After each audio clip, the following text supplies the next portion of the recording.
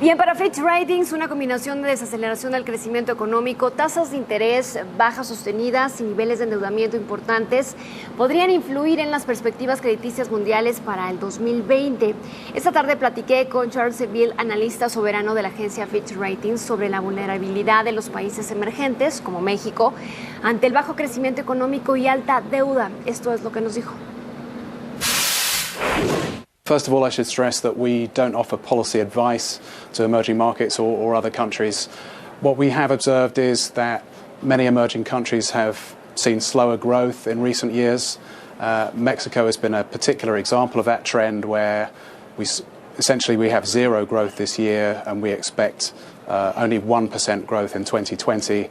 The main reason for that is that investment really fell off in 2019. That was on partly global factors, but partly domestic uncertainty as well. So we expect a tepid recovery. Other things being equal, we think Mexico should be able to grow at around 2.5%, but it actually hasn't done that for several years. Según Fitch Ratings, la política monetaria tiene un espacio limitado para poder ayudar a revertir una recesión en muchos países, pero ¿qué le implica a esto a la política fiscal? Escuche.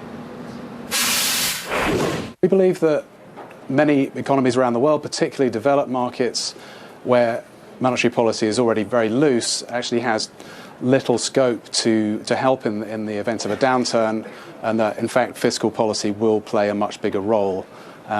Mexico is a bit of a different case because interest rates are already very high, and so there is a bit more scope to cut. Maybe an equilibrium rate for Mexico might be 5.5% or 6%, so there is actually still scope for the Banco de Mexico to start cutting rates.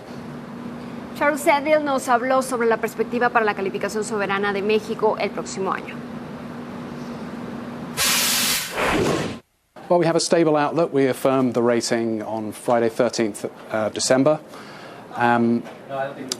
We don't expect, we expect the government to stick to fiscal rules for a start. So we expect broadly stable public debt, as I say, recovering growth.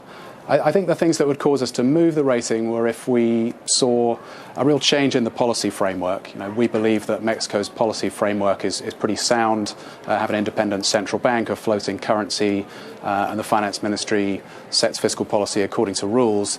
If we saw a change in that, then that could potentially cause us to take a negative rating action. There's also another issue we're concerned about, which is governance. Mexico suffers from poor governance indicators. There are lots of challenges on the institutional and security front that affect the economy, so that's another issue that we're watching. And on the positive side, I think potentially, if growth recovered, if we saw debt starting to come down, public debt, then potentially a positive rating action could take place. But as I say, with a stable outlook, our expectation is that the rating will stay stable next year. También le preguntamos si la situación financiera de Pemex podría influir en la calificación soberana de México. We downgraded Mexico to BBB in June, and one of the main reasons for that was the contingent liability represented by Pemex debt. So Pemex debt is over 8% of GDP.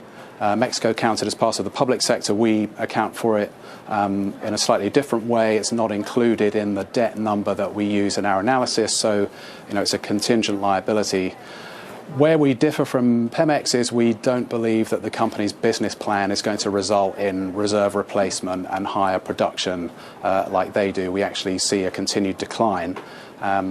This year the government already had to draw on savings to inject funds into the company. Next year it's cutting taxes on Pemex. So Pemex is already still an important source of revenue for the government.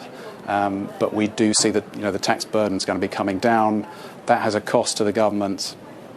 It's also going to be injecting more funds into the company.